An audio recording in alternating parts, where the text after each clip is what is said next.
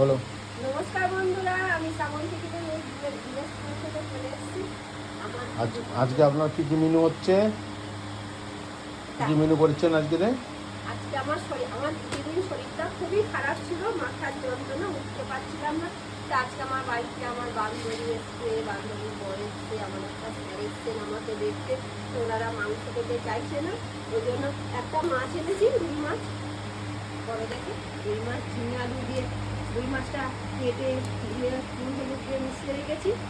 আর ঝিঙে আলু দিয়ে মাছের ঝোল করছি, শাক ভাজা করছি, কুমড়ো ভাজা করছি, আমের চাটনি।